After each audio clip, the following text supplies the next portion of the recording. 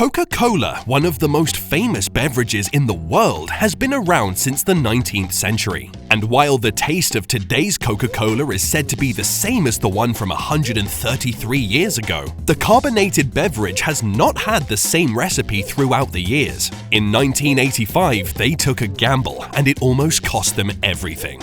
This is the story of how Coca-Cola's New Coke nearly destroyed the company and the sweet taste of defeat it left behind. Welcome to You Learn Today. The Cola War's bitter aftertaste. In 1985, Coca-Cola, one of the most successful and iconic soft drink companies in the world, made the decision to change the formula of its flagship product, Coca-Cola, in an attempt to compete with Pepsi.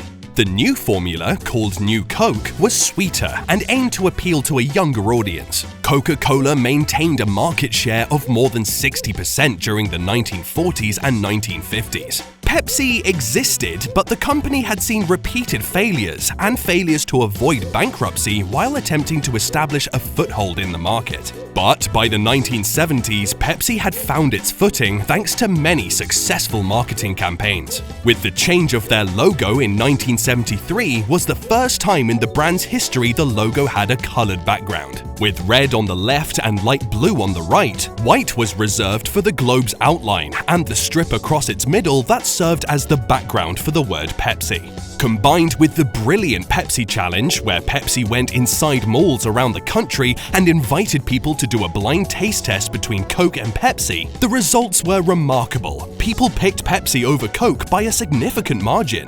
Pepsi was gaining popularity among a younger and more diverse clientele, while Coca-Cola catered primarily to retirement-age adults. By 1980, Pepsi's market share gap over Coca-Cola in the US was barely 3%. Coke executives flinched and reacted excessively as the struggle for dominance came to an end, something that should never be done. It is unthinkable that they would alter the most popular recipe in the entire globe. However, they did, and we analyzed what went wrong.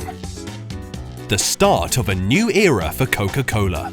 In April 1985, 100 years after the first Coca-Cola drink was sold, the company launched the New Coke. They changed the formula to counter Pepsi's sweeter, more syrupy taste by replacing sugar with corn syrup and some other top-secret ingredients. In surveys, they'd found out that more than 75% of respondents loved the new flavor, 15% were indifferent, and 10% had a strong aversion to the taste to the point that they were angry. The initial response from the public was positive, just as the company had expected. Those who regularly drank the old Coke started purchasing the newly reformulated drink.